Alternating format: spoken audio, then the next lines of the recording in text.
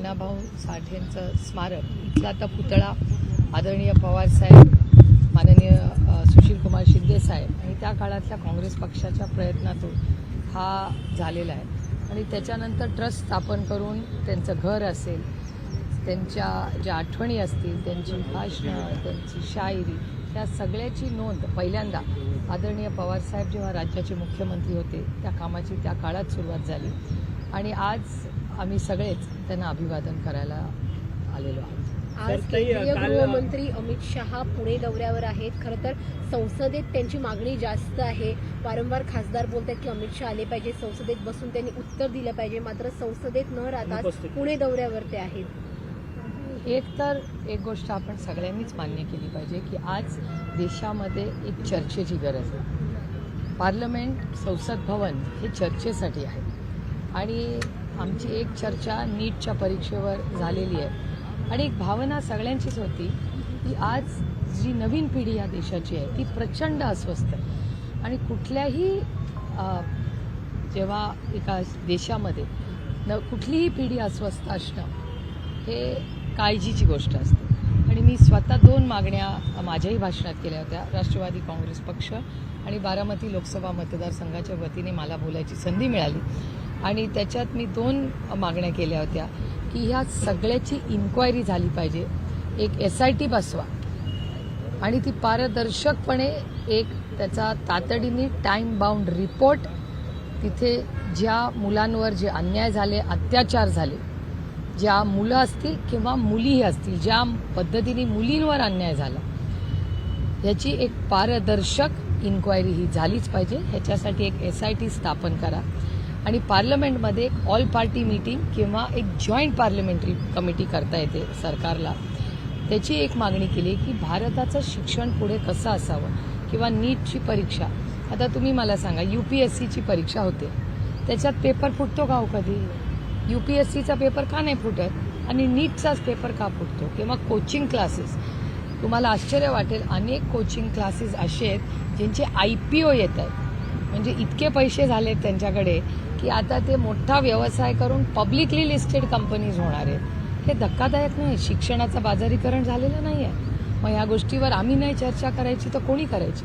संसद भवन त्याच्यासाठीच आहे. त्याच्यामुळे आम्ही अतिशय प्रांजळपणे राजकारण बाजूला ठेवून आपल्या मुलांना न्याय मिळावा आणि परीक्षा पारदर्शकपणे व्हावी याच्यासाठी आता AI मला सांगा, जगामध्ये परीक्षा होतात, जगभरात परीक्षा होतात, तिथे कसा पेपर फुटत नाही, आपलाच कसा फुटतो? मग एकीकडे तंत्रज्ञान, आधार कार्ड सारखा अप्रतिम कार्यक्रम काँग्रेसच्या सरकारमध्ये UPAमध्ये हा डॉक्टर मनमोहन सिंग साहेबांच्या काळात झाला. आज प्रत्येकाला आधार मिळालं की नाही?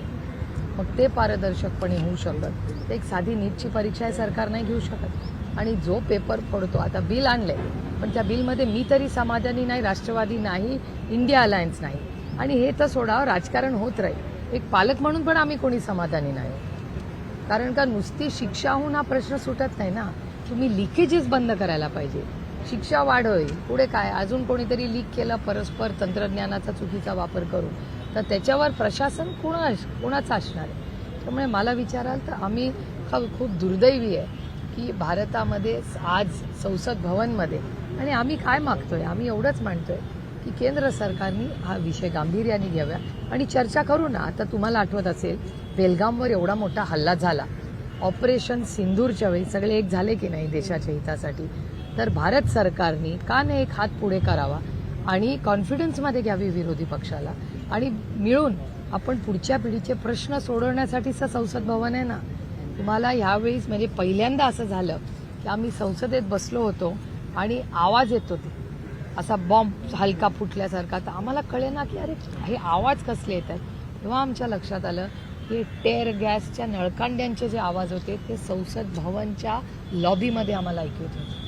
आणि मी माझ्या भाषणात बोलले, माझ्या किंवा बाकी कुणाचे सत्तेत असलेल्या ना मंत्र्यांच्या ना खासदारांच्या मुलांना काही काळजी का नाही वाटली, कारण का संसद भवनमध्ये सगळं बंद आहे. पण त्या आईचा, त्या वडिलांचा, त्या बहिणीचा, भावाचा, कुटुंबाचा विचार करा.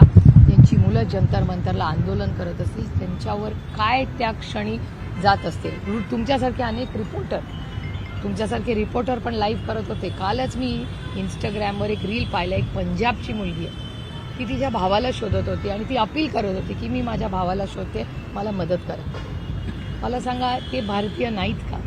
त्यांना अधिकार नाही का? प्रेमाने जर पोरांशी कोणीतरी, आपल्या लेकरांची, आपल्या मुलांची, मुलींची प्रेमाने कोणीतरी बोललं असतं तर कदाचित हा दिवस आलाच नसता.